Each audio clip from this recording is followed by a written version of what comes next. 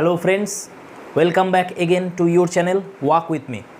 তো ফ্রেন্ডস, আমরা অলরেডি 3টে লুসি পোয়েমস কমপ্লিট করে ফেলেছি এবং এই 3টেই ছিল পোয়েমস ফাউন্ডেড অন অ্যাফেকশান এই পোর্শনটাতে। আর দুটো আমাদের বাকি রয়েছে লুসি পোয়েমস, তার মধ্যে একটা আমরা করব। এই দুটো কবিতাকে আলাদা একটা গ্রুপ করেছিলেন ওয়ার্ডসওয়ার্থ, সেই গ্রুপটা হচ্ছে পোয়েমস অন ইমাজিনেশান। তো এই বাকি যে দুটো কবিতা রয়ে গেছে আমাদের, এই দুটো হচ্ছে ইমাজিনেশানের সেকশানে। তো তার মধ্যে থেকে একটা আজকে আমরা করব। এটা 4 নম্বর লুসি পোয়েমস। কবিতাটার নাম হচ্ছে, দেখো, a slumber did my spirit seal. প্রথমে যে আমরা যেভাবে করি সেইভাবেই আমরা কমপ্লিট করব কবিতাটা। প্রথমে কিছু ডেটা আমি এখানে লিখেছি, যেগুলো ভেরি ভেরি ইম্পর্টেন্ট, তোমরা প্রত্যেকে লিখে নেবে, এগুলো নোট করে নেবে। রিটেন অর্থাৎ কম্পোজড, কবিতাটা কম্পোজড করা হয়েছিল 1798 জার্মানিতে। পাবলিশ করেছিল 1800-তে লিরিক্যাল ব্যালাডস কাব্যগ্রন্থের দ্বিতীয় এডিশন। এটা দুটো স্টানজা আছে কবিতাটাতে এবং 4টে করে টোটাল 8টা লাইন রয়েছে। সব থেকে ছোট কবিতা এটা। ওয়ার্ডসওয়ার্থের যে লুসি পোয়েমস যে সিরিজ, তার মধ্যে সব থেকে ছোট কবিতা হচ্ছে এটা। 8টা লাইন রয়েছে টোটাল। রাইম স্কিম দেখো, A B A B C D C D. Rhythm কি ইউজ করেছেন এখানে, ঠিক প্রত্যেকটা লুসি পোয়েমসই যে রিদম, এটাতেও সেম আছে, আয়াম্বিক, অর্থাৎ আনট্রেসড স্ট্রেসড, আনট্রেসড স্ট্রেসড, এইভাবে এগোচ্ছে। আয়াম্বিক রিদম ইউজ করেছেন। মিটার হচ্ছে দুটো আছে, আগের কবিতাটাও যেটা আমরা দেখেছিলাম, টেট্রা মিটার আছে, আবার ট্রাই মিটারও আছে।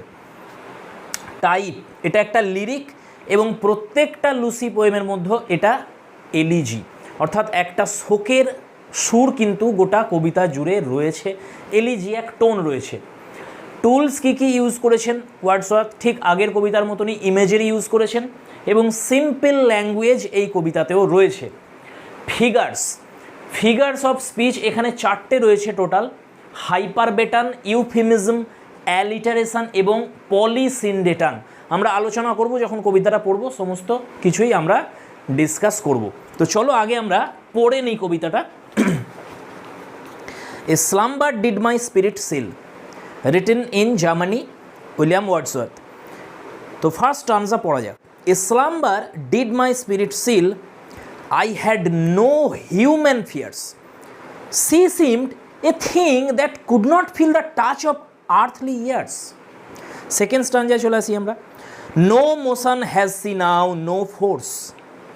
She neither hears nor sees, rolled round in earth's diurnal course, with rocks and stones and trees.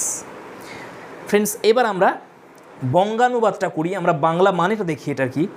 A slumber did my spirit seal, আমার যে চেতনা তাকে আচ্ছাদিত করে দিয়েছিল একটা গভীর নিদ্রা, অর্থাৎ গভীর ঘুমে আমার চেতনা কিন্তু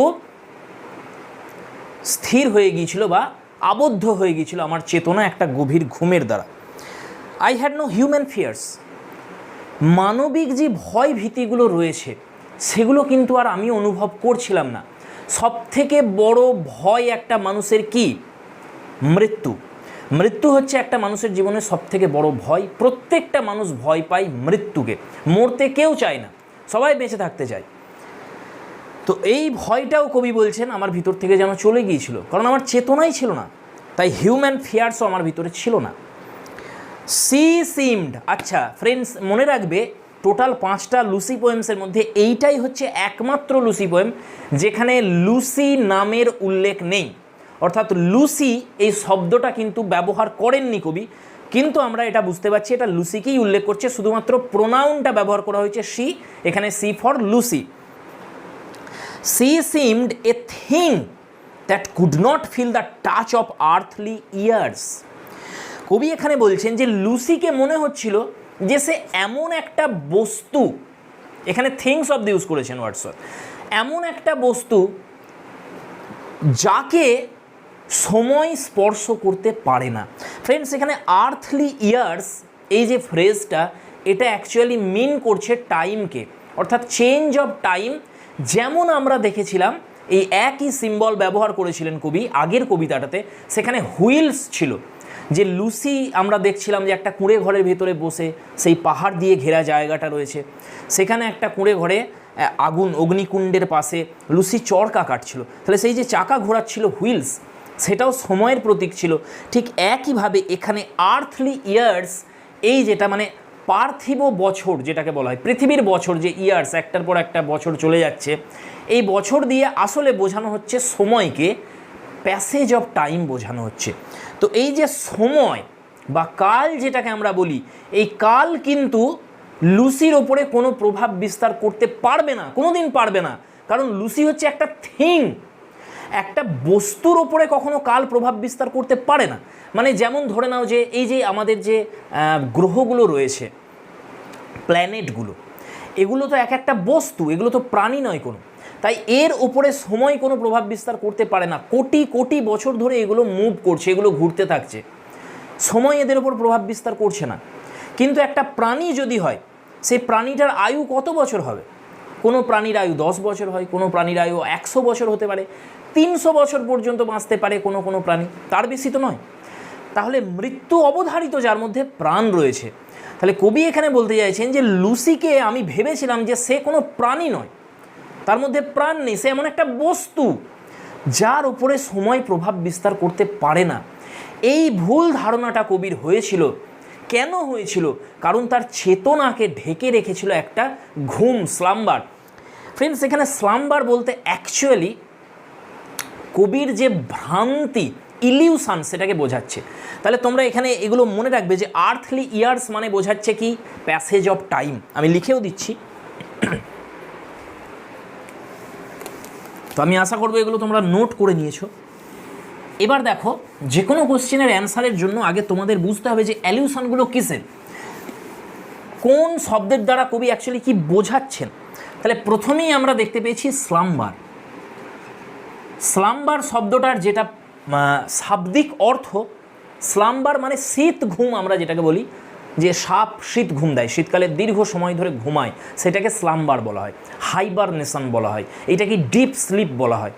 তো এই স্লাম্বার এখানে কবিতাতে যেটার অ্যালিউশন আসছে, অ্যাকচুয়ালি কি বোঝাচ্ছেন স্লাম্বার দ্বারা, এখানে ইলিউশন মিনিং নেব আমরা।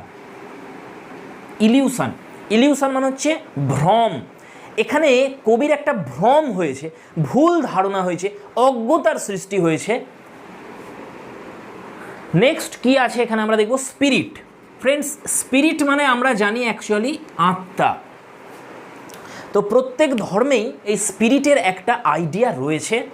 খ্রিশ্চিয়ানিটিতে যে আইডিয়াটা রয়েছে, খ্রিশ্চিয়ানরা একটা হিউম্যানকে 3টে পার্টে ভাগ করে, এটা ইসলামেও রয়েছে, খ্রিশ্চিয়ানিটিতেও রয়েছে। এরা স্পিরিট, সোল এবং বডি, এই 3টে অংশে ভাগ করে। একটা হচ্ছে স্পিরিট, একটা হচ্ছে সোল, আর একটা হচ্ছে বডি।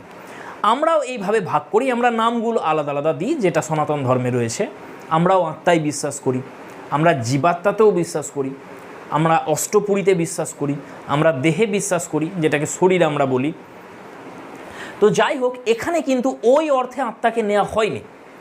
এখানে স্পিরিট মানে আমরা পারসেপশান নেব, পারসেপশান,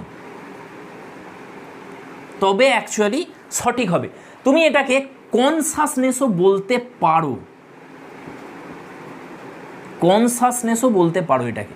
বিবেক, কোনো কিছু আমরা জানি কিভাবে, কোনো নলেজ আমরা কিভাবে নিই, সেটা হচ্ছে আমাদের যে পারসেপটিভ সেন্স রয়েছে, পাঁচটা যে আমাদের অর্গ্যান রয়েছে, চোখ, কান, নাক, জিভ এবং ত্বক, এই 5টা অর্গ্যানের মাধ্যমে আমরা জাগতিক নলেজ পাই, জ্ঞান পাই। চোখের দ্বারা আমরা দেখি, কানের দ্বারা আমরা শুনি, এইভাবে কিন্তু আমরা নলেজ পাই। এই যে নলেজ পাচ্ছি, এটা কি পারসেপশান বলা হচ্ছে। এটাই হচ্ছে আমাদের কনসাসনেস, আমরা সজাগ রয়েছি। কিন্তু যখন আমরা ঘুমিয়ে যাই, তখন আমরা কিন্তু বাইরের যে এই সমস্ত বিষয়গুলো ঘটছে, যা কিছু হোক, কোনো শব্দ হচ্ছে, কোনো সুগন্ধ আসছে বা কোনো দুর্গন্ধ আসছে, আমরা সেটা অনুভব করি না। কেন অনুভব করি না? কারণ আমাদের এই যে পারসেপশান বা কনসাসনেস, এটা নিদ্রার মধ্যে চলে গেছে, এটা একটা হাইবারনেশনে চলে গেছে, একটা স্লাম্বারে চলে গেছে, এটা কিন্তু সুপ্ত হয়ে গেছে। কনসাসনেস আমাদের তখন কিন্তু আর নেই, আমরা কনসাস নই, তখনও আমরা সাবকনসাসে চলে গেছি। সেই সময় যদি আমরা স্বপ্ন দেখি, তখন আমরা সাবকনসাসে আছি। তো এই চেতন স্তরটা তখন কিন্তু আমাদের মধ্যে ঢাকা পড়ে গেছে। তো এখানে কবি বলতে চাইছেন, অ্যাকচুয়ালি কবি ঘুমাননি, কবি বলতে চাইছেন যে লুসির যে ব্যক্তিত্ব ছিল, তার যে ক্যারেক্টারিস্টিক্স ছিল, তার ভিতরে যে পার্সোনালিটি ছিল, তার যে বিউটি ছিল, সেই লুসির যে সৌন্দর্য এবং ব্যক্তিত্ব, তার যে মায়াজাল, সেই মায়াজালে কবি কিন্তু বিভোর হয়ে গিয়েছিলেন। এবং এতটাই বিভোর হয়ে গিয়েছিলেন যে উনি বলতে চাইছেন যে আমি একটা স্লাম্বারে চলে গিয়েছিলাম। যেমন মন্ত্রমুগ্ধ হয়ে যাওয়া বলি আমরা, কবিও তেমন মন্ত্রমুগ্ধ হয়ে গিয়েছিলেন। ওনার কনসাসনেস হারিয়ে গিয়েছিল, ওনার পারসেপশান সিল হয়ে গিয়েছিল। এখানে সিল শব্দ ব্যবহার করছেন কবি, পারসেপশানটাকে যেন কেউ ঢেকে দিয়েছে। এবং এটা ঢেকে যাওয়ার দরুন কবি ভাবছেন, অ্যাকচুয়ালি ভুল ভাবছেন। কি ভাবছেন? যে লুসি কোনো ব্যক্তি নয়, লুসি হচ্ছে এমন একটা বস্তু, এই জগতের, এই পৃথিবীর অন্যান্য যে সমস্ত বস্তুগুলো রয়েছে, যেগুলো জড় পদার্থ, যাদের উপরে সময় প্রভাব বিস্তার করতে পারে না, সময়ের সঙ্গে যার মৃত্যু হয় না। মৃত্যু কার হয়? যার জীবন আছে, তারই তো মৃত্যু হবে। তাহলে কবি এখানে থিং বলেছেন লুসিকে, এ থিং। লুসি হচ্ছে এখানে একটা জড় পদার্থ। যেমন আমরা বললাম এই যে গ্রহ নক্ষত্রগুলো রয়েছে, এগুলো সব হচ্ছে জড় পদার্থ। সেই কারণে এদের সঙ্গে তুলনা করেছেন কবি লুসির, যে সময় এর ওপরে প্রভাব বিস্তার করবে না, এই চিরন্তনভাবে থেকে যাবে এই জগতে। তো এটাই বোঝাচ্ছে প্রথম স্টানজায়। এইবার আমরা দেখব দ্বিতীয় স্টানজাতে গিয়ে কবির সুর সম্পূর্ণ বদলে যাবে, কবির পারসেপশান চেঞ্জ হয়ে যাবে। যে স্লাম্বারে উনি ডুবে রয়েছেন ওয়ার্ডসওয়ার্থ, সেই স্লাম্বার ভেঙে যাবে। প্রত্যেকেরই ঘুম একদিন না একদিন ভাঙে, স্বপ্ন চিরকাল থাকে না। সেই জন্য কবির ঘুমও এইবার ভাঙবে, কবিও ভ্রমে থাকবেন না। ভ্রম কেটে যায় আমাদের কিছু সময় পর। কেউ যদি মায়া বিস্তারও করে তোমার উপরে, কিছু সময় পর অবশ্যই সেই মায়া কেটে যাবে এবং বাস্তব সত্যের সম্মুখীন হবে। কবিও হচ্ছে সেটা দ্বিতীয় স্টানজাতে আছে। তো সেকেন্ড স্টানজা দেখো, প্রথম স্টানজার একদম প্যারাডক্স। এটা কি বলছে? No motion has see now, এখন আর তার কোনো গতি নেই। নো ফোর্স, কোনো ফোর্সও নেই। এখানে মোশন আর ফোর্স বলতে ফ্রেন্ডস অ্যাকচুয়ালি লাইফ এনার্জিকে বোঝাচ্ছে, লাইফ ফোর্সকে বোঝাচ্ছে এখানে। তাহলে ফোর্সই বলো বা মোশনই বলো, এটা দিয়ে বোঝাচ্ছে অ্যাকচুয়ালি লাইফ ফোর্স বা লাইফ এনার্জিও বলতে পারো। লাইফ ফোর্স বা লাইফ এনার্জি বোঝাচ্ছে এখানে, প্রাণবন্ততা। তাহলে প্রাণ নেই, কবি বলছেন এখন আর লুসির ভিতরে কোনো ফোর্স নেই, কোনো মোশন নেই। সে নড়ছে না, চড়ছে না, তার ভিতরে প্রাণের স্পন্দন যেন থেমে গেছে। এখানে ব্যবহার করা হয়েছে ইউফিমিজম। ইউফিমিজম কি?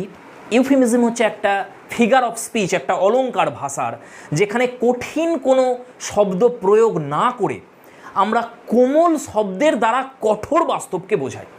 কি বললাম ফ্রেন্ডস? কোনো একটা জীবনের সত্য, চরম সত্য, যেটা মানুষকে আঘাত দেয়, যেমন মৃত্যু।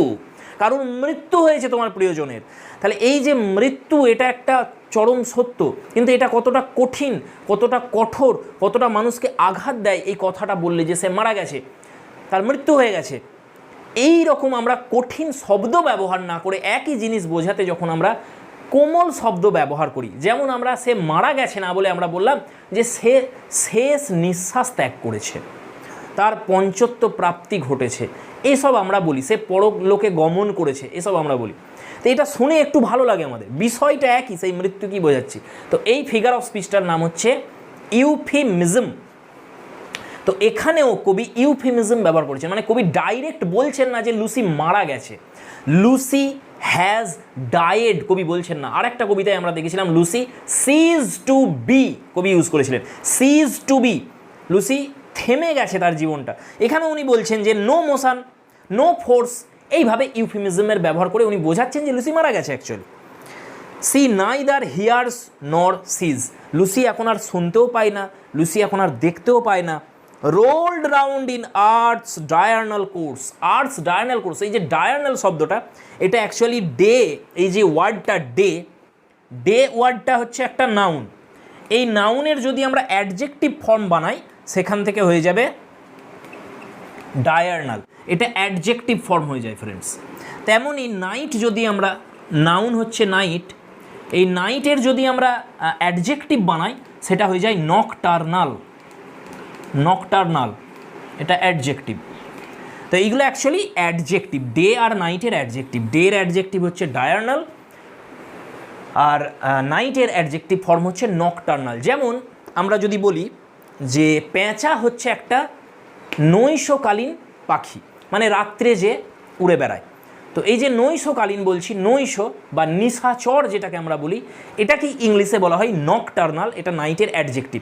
তেমনই আমরা যদি বলি দিনের বেলা বা ডে যেটা, এর যদি আমরা অ্যাডজেক্টিভ বানাই তখন হয়ে যাবে ডায়ার্নাল। দৈনিক বলতে পারি আমরা এটাকে, যে পৃথিবী তার দৈনিক যে গতি, সেই গতিতে সে নিজের চারিদিকেও ঘুরছে, নিজের অ্যাক্সিসের চারিদিকেও ঘুরছে, আবার সূর্যের চারিদিকেও সে মুভ করছে। তো এইটাকেই ডায়ার্নাল কোর্স বলা হয়েছে পৃথিবীর, উইথ রক্স, এবং তার সাথে সাথে কি ঘুরছে, পৃথিবীর ভেতর যা কিছু রয়েছে, রক্স রয়েছে, পাথর রয়েছে, বড় বড় স্টোনস রয়েছে, তাহলে পাহাড়, পাথর, ট্রিজ, গাছপালা, এই সব কিছু নিয়ে পৃথিবী ঘুরে চলেছে। আর কবি বলছেন আমার মতে এই যে লুসি, যেহেতু তার মৃত্যু হয়ে গেছে, তাই সে বর্তমানে এখন এই পৃথিবীর যে অন্যান্য পদার্থগুলো রয়েছে যেগুলোকে নিয়ে পৃথিবী ঘুরছে, যেমন পাথর, মাটি, গাছপালা, এই সব কিছুর সঙ্গে লুসিও একটা উপাদান হয়ে গেছে, একটা এলিমেন্ট হয়ে গেছে এখানে। তাহলে লুসিকে একটা এলিমেন্ট হিসেবে এখানে ইউজ করেছেন কবি।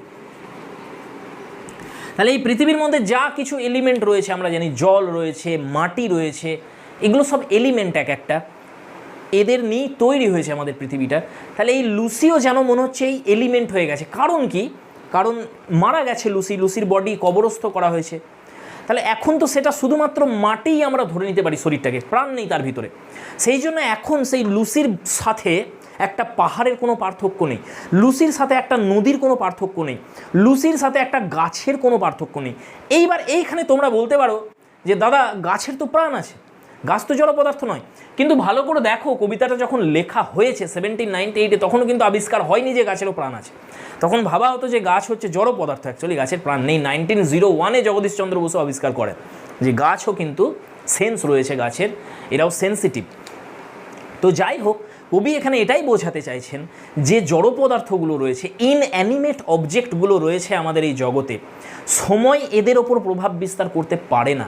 এরা অনন্তকাল ধরে পরিভ্রমণ করছে, যেমন পৃথিবী ঘুরছে সূর্যের চারিদিকে, তেমনভাবেই এই গাছপালা, মাটি, জল, পাহাড়, পর্বত, নদী, নালা, সব কিছু পৃথিবীর সঙ্গে ঘুরছে।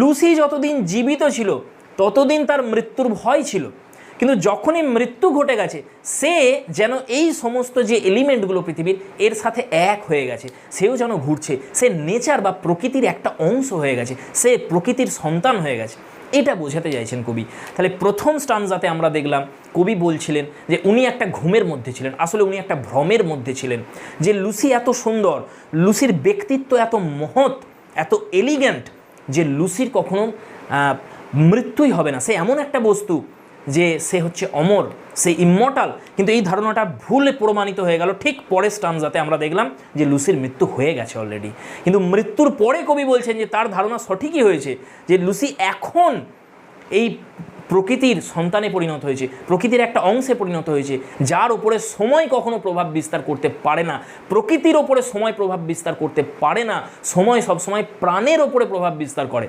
তো এইটাই ছিল এই কবিতাটার সারমর্ম, সেন্ট্রাল আইডিয়া, মূল বিষয় হচ্ছে যে কোনো ইলিউশন, কোনো ভ্রম কখনোই চিরস্থায়ী হয় না। তাহলে ইলিউশন ক্যানট বি ইটার্নাল। যখন রিয়ালিটির সম্মুখীন হয় illusion, when illusion comes face to face with reality, it immediately shatters. তাহলে যখনই রিয়ালিটির সম্মুখীন হবে ইলিউশন, সেই মুহূর্তে ইলিউশন ভেঙে যাবে, ভ্রম দূরে চলে আসবে, আর রিয়ালিটি কিন্তু তখন লুমস লার্জ, তোমার সামনে একদম স্পষ্ট রূপে, পরিষ্কারভাবে তোমার সামনে এসে দাঁড়িয়ে যাবে। তো এইটাই ছিল মূল বিষয় কবিতাটার। তো ফ্রেন্ডস, আমরা এখানেই শেষ করব আমাদের 4 নম্বর Lucy poem, a slumber did my spirit seal. মনে রাখবে যে এটাই একমাত্র লুসি পোয়েম যেখানে লুসির নামের উল্লেখ নেই, প্রোনাউনটার উল্লেখ আছে সি।